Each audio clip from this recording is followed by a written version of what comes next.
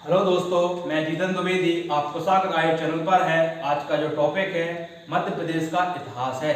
इसकी पहली क्लास में आपको मेरे द्वारा बताया गया है कि सिलेबस में एमपी किस किस यूनिट में डिवाइड है और हमें किस प्रकार उसको पढ़ना है। जो आपकी पहली यूनिट है उसमें आपकी एमपी का हिस्ट्री है और उनको जो मैं बता चुका था आपको, उसी के अकॉर्डिंग आज हमारी पहली क्लास है। अब आज जो इतिहास स्टार्ट हो रहा है मध्य प्रदेश का, तो कुछ हिस्ट्री के बारे में कुछ एक अफवाह है कि बड़ा बोर सब्जेक्ट है, आपका डेटा का एक संग्रह है, बहुत सारी डेट्स होती हैं जो कि हमें याद नहीं होती है। जबकि इतिहास एक कहानी है और एक कंसेप्चुअली कहानी है। हर एक घटना का किसी न किसी प्रकार से प्रत्यक्ष या अप्रत्यक्ष रूप से प्रभाव पड़ता है। तो इसको मेरे द्वारा जो पढ़ाया जाएगा आपको, वो एक कहानी फॉर्म में, कंसेप्चुअली फॉर्म में और रोचक विषय के रूप में आपका इतिहास पढ़ाया जाएगा और एक सरल और सिंपल भाषा में, ताकि आपको हिस्ट्री का जो एक हवा बना हुआ है कि इतिहास जो है बड़ा बोर सब्जेक्ट है, वो कहीं भी ना लगे आपको। क्योंकि कोई कहानी होती है, उसमें कुछ इंफॉर्मेशन होती है जो आपको एग्जाम में पूछ ली जाती है, कुछ डेट के फॉर्म में पूछ ली जाती है, कुछ तथ्यों के फॉर्म में पूछ ली जाती है। इसलिए ऐसा बन जाता है कि इतिहास बड़ा बोर सब्जेक्ट है, जबकि ऐसा कहीं नहीं है। आप मेरे साथ जैसा पढ़ना प्रारंभ करेंगे, आपको धीरे धीरे इतिहास विषय में एक रुचि डेवलप हो जाएगी। अब हमें जो एमपी की हिस्ट्री पढ़ना है, तो कुछ एक बेसिक सी चीजें होती हैं कि इतिहास क्या है, क्यों हम इतिहास पढ़ रहे हैं, इतिहास का जनक कौन है।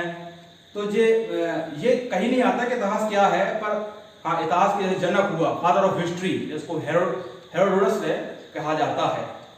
ये यूनान के हैं और इनको जो फादर ऑफ हिस्ट्री है वो आपके रोम के दार्शनिक सिसरो ने इन्हें ये पद प्रदान किया था कि ये फादर ऑफ हिस्ट्री है। इन्होंने यूनान और फारस का एक क्रमबद्ध युद्ध का वर्णन किया है, इसलिए इन्हें फादर ऑफ हिस्ट्री कहते हैं हेरोडोटस को। ये मैं जनरली बता रहा हूँ, ये जब भारतीय इतिहास का मैं क्लास लेकर आऊंगा तो उसमें एक लंबी चर्चा होगी कि इतिहास क्या है, इसके जनक कौन है, तो उस पर हम डिस्कस कर लेंगे। क्योंकि आज जो क्लास है वो हमारी एमपी हिस्ट्री की है, तो मैं नहीं चाहता कि भारतीय इतिहास वाला कोई लंबा डिस्कशन यहाँ किया जाए। बस आप एक सरल शब्दों में समझ लीजिए कि हिस्ट्री अतीत का अध्ययन करना, ताकि हम वर्तमान और भविष्य को प्रकाशमान बना सके। बस आप ये डेफिनेशन याद रखें। और इसका जो जनक होता है, ये क्वेश्चन आता है, इसको हेरोडोटस को कहते हैं।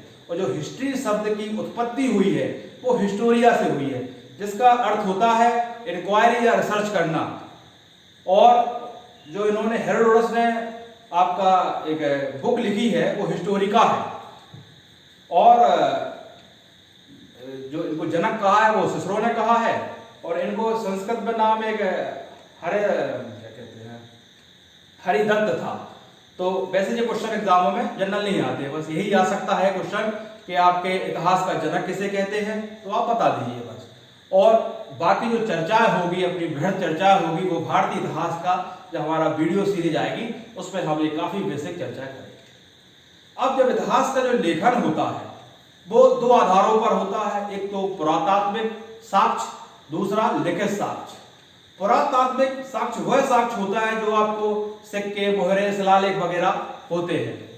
और लिखित साक्ष्य जो आपके महाभारत, वेद और आपका आपका जो वेद हो गए, उपनिषद हो गए, महाभारत हो गया, कुछ आधार्मिक भी जैन बौद्ध धर्म के ग्रंथ हो गए, ये सब लिखित में आते हैं। तो अब जो भारतीय इतिहास को हम पढ़ते थे, उसमें जो मध्य प्रदेश का भी इतिहास है, तो उसको हम तीन भागों में हमेशा पढ़ते थे। एक प्रागैतिहासिक काल, दूसरा आदि ऐतिहासिक काल, तीसरा ऐतिहासिक काल। तो जो प्रागैतिहासिक काल होता था वह हमें पुरातात्विक साक्ष्य मिला है, लिखित साक्ष्य नहीं मिला है। यानी पाषाण काल इसके अंतर्गत आता है। जैसा आप देख रहे हैं, प्रागैतिहासिक काल के अंतर्गत पाषाण काल आता है, क्योंकि यहाँ हमें कोई लिखित जानकारी नहीं मिलती है, इसलिए हमें प्रागैतिहासिक काल को पाषाण काल में रखते हैं। दूसरा आज ऐतिहासिक काल आता है, जिसमें हमें पुरातात्विक साक्ष्य भी मिलते हैं, लिखित भी मिलते हैं, पर जो लिखित लिपियां वगैरह मिली हैं उसको हम पढ़ नहीं पाए, क्योंकि वो चित्रात्मक या प्रतीकात्मक थी, इसलिए हम उनको नहीं पढ़ पाए। अब जो ऐतिहासिक बता है उसको हम आपका तीन भागों में डिवाइड कर लेते हैं, प्राचीन, मध्य और आधुनिक। ये सब हम भारतीय इतिहास की जब क्लास आएगी उसमें हम एक लंबा डिस्कशन, फर्स्ट क्लास में जो डिस्कशन होता है बेसिक, वो करेंगे, क्योंकि हम चाहते, अब ये एमपी का टॉपिक है इसलिए उसमें हम ज्यादा उलझना नहीं चाहते। केवल आप इतना जान लीजिए कि मध्य प्रदेश में जितने भी प्रागैतिहासिक काल की क्रियाकलाप या साक्ष्य मिले हैं हमें मध्य प्रदेश में, वो पूरे साक्ष्य मिले हुए हैं। यानी प्रागैतिहासिक काल मध्य प्रदेश में दो भागों में देखना है हमें, पाषाण काल के रूप में, दूसरा ताम्र पाषाण काल के रूप में। ताम्र पाषाण में कुछ नहीं था, पत्थर के अलावा हम क्या करने लगे थे, धातु का यूज करने लगे थे। वो कौन सी, तांबे वाली धातु। अब हमें अब पढ़ना है एमपी की तरह से। तो जो एमपी का हिस्ट्री है आपकी, वो कहां से प्रारंभ हुई, आपकी पाषाण काल से क्या हुई, प्रारंभ हुई। कैसे पता चला कि पाषाण काल से मध्य प्रदेश में इतिहास मिला? जब इतिहासकारों ने मध्य प्रदेश के ऐतिहासिक स्थलों की खोज की, उसका उत्खनन किया, तब पाया कि जो जीवांश या जो साक्ष्य मिले हमें वो किस काल के मिले, हमें पाषाण काल के मिले हैं। इसलिए मध्य प्रदेश का जो इतिहास है हम पाषाण काल से पूरा पढ़ेंगे। अब जो पाषाण काल है, ये काल क्या है, स्टोन एज जिसे बोलते हैं। ये उस समय के जो मानव थे वो पत्थरों के औजार, पत्थरों के बर्तन, पत्थरों की आवास में निवास करते थे, इसलिए उस काल को क्या कहने लगे, हम पाषाण काल कहने लगे। बिल्कुल सिंपल भाषा में इतिहास को समझना है। अब इसको हमने तीन भागों में डिवाइड किया समझने की दृष्टि से, पुरापाषाण काल, मध्य पाषाण काल और नवपाषाण काल। अब ये तीनों जो काल हैं इनको हमने एक तो कालांतरों के हिसाब से डिवाइड किया, दूसरा हमने इनको औजारों के आकार प्रकार के हिसाब से डिवाइड किया, और तीसरा इनमें कुछ विशेषता है इस काल की, कुछ इस काल की और कुछ नवपाषाण काल की। इन तीनों को हमने डिवाइड किया है पाषाण काल के अंतर्गत। पहले हम टाइम पीरियड की बात कर लें। हाँ, कई बुकों वाले इसका टाइम पीरियड प्रारंभ से आपका 10,000 की मध्य, बीसी की मध्य मानते हैं। फिर भी बहुत सारे इतिहासकारों ने कई बुकों में जो एक ऑथेंटिक डेट की बात होती है वो आपकी लगभग 2.5 लाख बीसी से, बीसी को ईसा पूर्व कहते हैं, से आपके 10,000 बीसी के मध्य है। मतलब पहला जो हमने इसका डिवाइड किया है वो 2.5 लाख बीसी से 10,000 बीसी के मध्य डिवाइड किया है। दूसरा जो डिवाइड हुआ है आपका मध्य पाषाण काल, वो हुआ है आपका 10,000 बीसी से आपका लगभग 5,000 बीसी, इसको लगभग भी कह सकते हैं। तीसरा जो है नवपाषाण काल है, इसको हमने आपके 5,000 बीसी से 3,000 बीसी, यहां भी आप लगभग लिख सकते हैं। ये तीनों जो पाषाण काल के काल हैं उनको हमने टाइम पीरियड से देख लिया। 2.5 लाख से आपका 10,000 बीसी, 10,000 से 5,000 बीसी, 5,000 से आपका 3,000 बीसी में हमने इसको क्या किया है, डिवाइड किया है। और कुछ औजारों की बात है, जैसे यहाँ जो औजार थे वो आपके फ्लैग, ब्लेड, क्वार्ट्जाइट की नरम पत्थरों से निर्मित हुआ करते थे। यहाँ आपके जो औजारों की साइज है वो छोटी हो गई, इसलिए इसको हमने माइक्रोलिथिक एज बोलने लगे। और जो यहाँ नवपाषाण में थे इसमें जो औजार थे वो ज्यादा पॉलिशदार और काफी नुकीले हो गए थे यहाँ। ठीक है, तो हमने इन आधारों पर इनको डिवाइड किया है। अब जो ये काल है आपके पुरापाषाण हुआ, मध्य पाषाण काल हुआ, नवपाषाण काल हुआ, इनमें कुछ ना कुछ थोड़ा थोड़ा एक डिफरेंट है, अंतर है, वो हम अब देखते हैं। अब पुरापाषाण जो काल है आपने देखा है कि 2.5 लाख से 10,000 बीसी के मध्य, काफी लंबा जो काल का चरण चला है वो पुरापाषाण काल का चला है। इसलिए इसको तीन भागों में भी हम पढ़ सकते हैं, निम्न, मध्य और उच्च, इसको अपर भी बोल जाते हैं। इनको भी जो आपका पुरापाषाण काल है ये 3 चरणों में, 3 चरणों में आपका क्या हुआ है, ये कंप्लीट हुआ है। निम्न पुरापाषाण काल, मध्य पुरापाषाण काल और उच्च पुरापाषाण काल। अब जो टाइम पीरियड की बात करें हम तो वही आपका 2 लाख BC से आपका 1 लाख BC के मध्य, ये आपका निम्न पाषाण काल पता चला। और दूर आपका जो मध्य पाषाण काल है वो आपका 1 लाख BC से आपका कितना है, ये 40,000। ये एक सर्वमान्य मत है, कई इतिहासकारों का। और जो आपका उच्च पाषाण काल है वो आपका 40,000 BC से आपका 10,000 BC। मतलब ये पुरापाषाण जो काल है वो 3 चरणों में आपका इस प्रकार डिवाइड हुआ है। और कुछ इस पुरापाषाण काल के अब कुछ और अन्य विशेषताएं या लक्षण हम देखेंगे यहाँ। जैसे उस काल का जो मानव था, पुरापाषाण काल का जो मानव था वो शिकार करता था और आखेटिक करता था। और खाद्य संग्राहक माने भोजन का जहां संग्रह, भोजन जहां से मिल जाए उसको अपने पास संग्रह करके रख लेता था। और पशुपालन तो थे, पशुपालन का उन्हें ज्ञान नहीं था, वो पशुओं को मारकर खा जाते थे। तो 3 चीजें इसमें हमें विशेष रखना है। एक तो वो अपना आखेटिक करते थे, शिकार करते थे, भोजन का संग्रह करते थे, और पशुपालन का उन्हें ज्ञान नहीं था, किसी का भी ज्ञान उन्हें नहीं था इस समय। तो ये चीजें जब हमें मान के चले 3 नंबर में या 3 मार्कर में कभी पुरापाषाण काल पूछा जाता है तो आप इतना लिखेंगे उसके बारे में कि ये 3 चरणों में पूरा होता है और उसकी कुछ विशेषताएं हैं कि ये आखेटिक करते थे, शिकार करते थे और आपका खाद्य संग्रह करते थे, पशुपालन का उन्हें ज्ञान नहीं था। बिल्कुल सिंपल भाषा में आप इसको समझ सकते हैं। तीसरा, इन्होंने जो सबसे इंपॉर्टेंट क्वेश्चन प्री में आएगा आपका कि इन्होंने किसकी खोज की थी, आग का खोज किसने की थी। तो अग्नि या आग की जो खोज थी वो आपके पुरापाषाण काल के लोगों ने आग का आविष्कार किया था, परंतु वो उसका उपयोग करना नहीं जानते थे, केवल उसकी खोज की थी। सबसे महत्वपूर्ण, और ये आपके प्रीलिम्स में ये क्वेश्चन यहां से आएगा कि आपका अग्नि का आविष्कार किसने किया है। ये बड़ा इंपॉर्टेंट बन जाता है प्रीलिम्स के हिसाब से।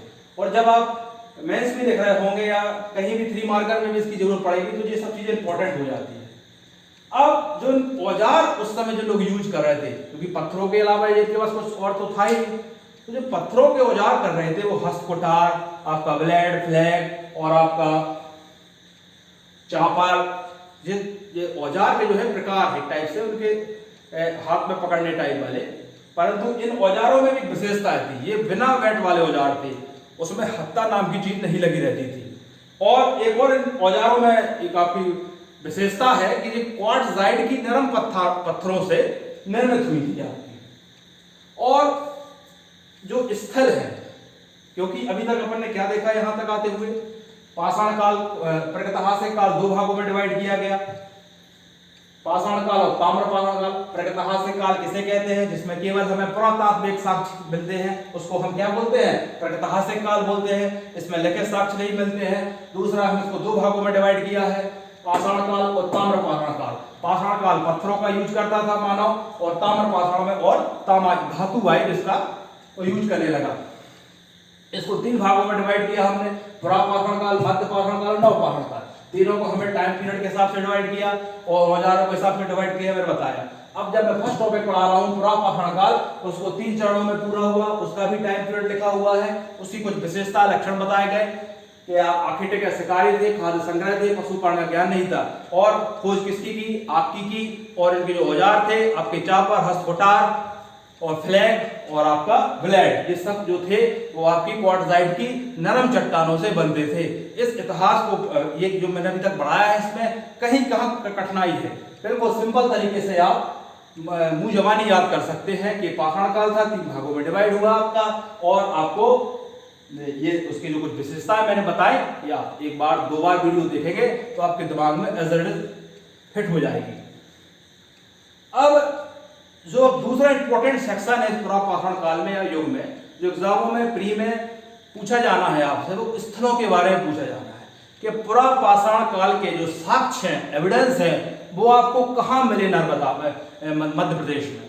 तो आप याद रखें जनरल कंसेप्ट, जब आप मेंस वगैरह में लिखें या जब कुछ याद ना रहे तो रफली बताने के लिए कि जितने भी आपके साक्ष्य है, एविडेंस है, वो आपको नदी घाटियों के आसपास, पठारों के आसपास या नदियों के किनारों के आसपास ही सब पाए जाएंगे। जैसे मध्य प्रदेश में कौन कौन सी प्रमुख नदी घाटियां हैं आप देखें, नर्मदा है आपकी, चंबल है आपकी, बेतवा है, सोन है, सोनार है, ये सब जो नदी घाटियां हैं यही साक्ष्य मिले हैं हमें किसके, पुरापाषाण काल के। आप नर्मदा जानते हैं, यहां से नर्मदा आपकी अमरकंटक अनूपपुर जिले से प्रभावित होती हुई आपकी खंबाती खाड़ी में गिरती है। तो इस जो नदी घाटी का पूरा क्षेत्र है आपकी नर्मदा वाला, यहाँ आपको साक्ष्य मिलेंगे इसके पुरापाषाण काल के, तो तीनों के ही मिले हैं। अभी जो टॉपिक चल रहा है वो पुरापाषाण काल चल रहा है, इसलिए हम पुरापाषाण काल की बात करेंगे कि जो इसके साक्ष्य है वो नर्मदा घाटी क्षेत्र में मिलेंगे। दूसरा, चंबल की हम बात करते हैं। चंबल नदी कहां से, इंदौर के महू के जानाबाव पहाड़ी से निकली है, और वो निकली हुई आपकी दोबारा राजस्थान में जाती है, और आपके यहाँ श्योपुर भिंड मुरैना में होती हुई यमुना नदी में क्या हो जाती है, मिल जाती है। तो चंबल घाटी क्षेत्र में भी हमें इसके एविडेंस मिले हैं, नर्मदा घाटी मिले हैं। वहीं यहाँ सोन नदी जो पूर्व दिशा की तरफ जाती है हमें यहाँ भी मिले हैं। दूसरी जो बेतवा की बात करें वो आपके रायसेन कुमार गांव से निकली है, इस जगह भी हमें बहुत सारे क्या हुए, साक्ष्य मिले। तो एक जनरल मोटा आइडिया ये है कि जो पुरापाषाण कालीन साक्ष्य थे वो हमें नदी घाटी के आसपास मिले हैं। अब जो आपको मिला है पहला साक्ष्य वगैरह जो मिले हैं स्टार्ट में, नर्मदा घाटी तो मैं बता ही चुका हूं ये मिली है। अब जो प्री में पूछा जाएगा वो डेप्थ पूछा जाएगा कि नर्मदा घाटी में मिले हैं तो भाई कौन से जिले में मिले हैं, किस जगह पे मिले हैं, क्या मिले हैं, उस पर 2 मिनट और चर्चा कर लेंगे। कल जब हम ये टॉपिक पढ़ाएंगे तो उस पर एक बार फिर से आपके स्थलों के बारे में और कौन कौन से उत्खननकर्ताओं ने किस स्थल से क्या कर निकाला है, ये क्वेश्चन आपके प्रीलिम्स में पूछे जाने की संभावना बहुत ज्यादा है। जैसे देखते हैं यहाँ आपका होशंगाबाद और आपका नरसिंहपुर, इन जिलों के मध्य में जीवाश्म प्राप्त हुए हैं इस काल के, पुरापाषाण काल के, होशंगाबाद और आपके नरसिंहपुर के बीच में। वहीं होशंगाबाद जिले के हथनौर एक जगह है, वहां हमें मानव की खोपड़ी मिली है, वो भी किस काल की, पुरापाषाण काल की। ये क्वेश्चन ज्यादा जरूरी आएगा कि होशंगाबाद के हथनौर में हमें मानव खोपड़ी मिली है। वहीं अमरकंटक से लेकर हरदा के बीच या नर्मदा के उत्तरी में हमें कुछ, और यही जबलपुर का भेड़ाघाट भी हमें यहाँ स्तनधारी जीवाश्म भी मिले हैं। अब जो जीवाश्म हमें प्राप्त हो रहे हैं, जीवाश्म जो हमें बार बार प्राप्त हो रहे हैं, आखिरकार जो जीवाश्म क्या है, ये 2 मिनट का क्वेश्चन है, 2 मिनट का सवाल है। इसको आप समझ लें कि जीवाश्म किसे कहते हैं, क्योंकि ये बार बार जो आपको एविडेंस मिल रहे हैं वो जीवाश्म के फॉर्म में मिल रहे हैं। ये नर्मदा घाटी में हमें मिल रहे हैं, चंबल घाटी में मिल रहे हैं। तो ये जीवाश्म क्या है, तो जीवाश्म की एक सिंपल परिभाषा सुने आप, एक सरल समझ देखें कि जब कोई जीव या पौधा मृत हो जाता है या मर जाता है तो वो मिट्टी में गल जाता है। तो जो उसका मुलायम वाला भाग होता है किसी भी जीव का, जो किसी भी काल में या पहले कभी पाए गए, आदि काल में बोला जाए तो ज्यादा अच्छा हो गया, आदि काल में जो जीव पाए गए या जो पौधे वगैरह सभी पाए गए, वो जब मिट्टी में गिर जाते थे, मृत हो जाते थे, तो उनका जो मुलायम भाग है वो तो गल जाता, जो हड्डियां होती थी वो चट्टानों के रूप में परिवर्तित हो जाती थी। जब वो चट्टान कोई किसी कारणवश पृथ्वी पर आ जाता था तो वो उसी का, जब इतिहासकार सी कार्बन विधि द्वारा उसका समय का पता लगाते थे तब पता चलता था कि वो आपके पुरापाषाण काल के हैं, मध्य के हैं, नव के हैं। अब जो स्तनधारी जीव हुए या आपके जो हड्डी वाले जीव हुए, उनका तो आप चट्टान में परिवर्तित हो जाएंगे तो पता लगा लेंगे। कुछ जीव या कुछ कीड़े ऐसे होते हैं जिनमें हड्डियां नहीं होती हैं, एक्सटेंड कीट्स जो होते हैं उनमें हड्डियां नहीं होती हैं, तो उनका कैसे जीवाश्म आप पता लगा पाएंगे। तो जब वो गीली मिट्टी में आपके रेंगते हुए जाते हैं तो गीली मिट्टी पे कुछ निशान छोड़ देते हैं। कई आपने एनसीईआरटी वगैरह बुकों में देखा होगा कि कोई फिश का निशान आपको कोई पत्थर में दिखाई दे रहा है, तो वो निशान छोड़ देते थे। वो मिट्टी धीरे धीरे चट्टान में परिवर्तित हुई। वो चट्टान जब हमें खुदाई किया, उत्खनन किया, तो किसी कारण बस हमें प्राप्त हुए, तब हमने उसका जब शोध करके निकाला कि ये किस काल के हैं, तब पता चलेगा कि ये पुरापाषाण के, मध्य के हैं कि वैदिक के हैं, किसी भी। तो इसको हम एक जीवाश्म कहते हैं। इसके जो अध्ययन होता है साइंस का, तो इसको हम जीवाश्म अध्ययन कहते हैं। वहीं कुछ ऐसे भी पेड़ पौधे हैं, तना है, जो कभी भविष्य में विश्व में थे वो आज वो विलुप्त हो गए हैं, उनका भी हम इसी प्रकार का जीवांश निकालते हैं। क्योंकि आपको पता हो कि मध्य प्रदेश में डायनासोर तक के जीवांश हमें प्राप्त हुए हैं। तो जो अब आप एक हल्का समझ गए होंगे कि जीवांश आखिरकार होता क्या है। इसकी हम एक वैधानिक परिभाषा तो यही है कि आप आदि काल में जो आपके पौधे और सजीव जीव पाए गए, वो जब मृत हो गए तो उनके जो मृत शरीर में जो हड्डियां थी वो चट्टानों में परिवर्तित हो गई, और उसके बाद जब निकाला गया उत्खननकर्ताओं द्वारा तो पता चला जी किस काल के हो। अब कुछ और स्थल बचे हुए हैं आपके, जैसे आपके नर्मदा घाटी के ऊपर कुछ कुल्हाड़ियां पाई गई हैं पुरापाषाण काल की, है ना। और कुछ आपके सुपेकर महोदय ने आपके आपके क्या कहते हैं होशंगाबाद जिले में जो आपको उन्हें 800 से ज़्यादा औजार मिले हुए हैं वहाँ। और जो इसमें सबसे इम्पोर्टेंट वो भीमबेटका है आपका, वो आपकी विंध्य की पहाड़ियों या रायसेन जिले के अंतर्गत जो भीमबेटका आती है आपकी, उसमें 500 से ज़्यादा शैलाश्रय मिले हुए हैं, जिसमें 5 तो पुरापाषाण काल के हैं, बाकी सब मध्य और आपके कुछ नवपाषाण काल के भी हैं। तो ये सबसे इम्पोर्टेंट था।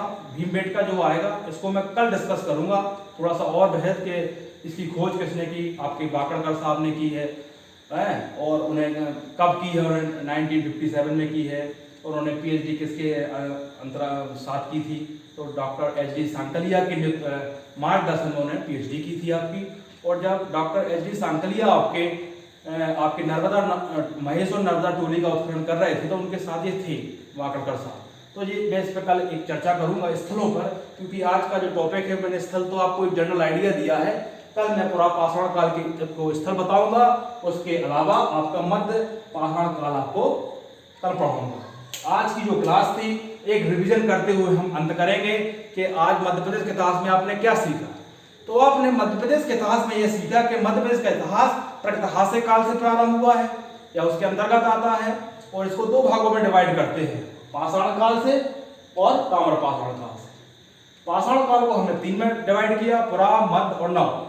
जब हम पुरापाषाण काल का अध्ययन करने गए तो इसको 3 चरणों में कंप्लीट किया, आपका निम्न, मध्य और उच्च। इसके कुछ विशेषता लक्षण थी, आर्किटेक्ट, शिकार और आपका खाद्य संग्रह और पशुपालन ज्ञान नहीं था। तीसरा किसकी खोज की, जो इंपॉर्टेंट है वो अग्नि की खोज की, और कुछ औजारों की बात की हमने, हस्तकुटार, चापर, ब्लेड, फ्लैग, ये सब जो थे वो क्वार्ट्ज़ाइट की नरम पत्थरों से बने थे, चट्टानों से बने थे, और इनमें बिना वेट वाले क्या थे, हथियार थे। बस आज की क्लास में आपको इतना ही पढ़ना है। तो स्थलों पर हमने चर्चा की, नर्मदा, चंबल वगैरह, ये हम कल बताएंगे, और इसके साथ ही हम आपका रिवीजन करते हुए मध्य पाषाण काल प्रारंभ कर देंगे। आज की क्लास काफी है, अब ज्यादा इकट्ठा क्लास खींचने से क्या होता है कि बोरियत होने लगी, तो आज के लिए इतना ही।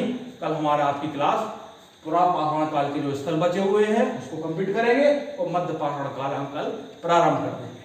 धन्यवाद।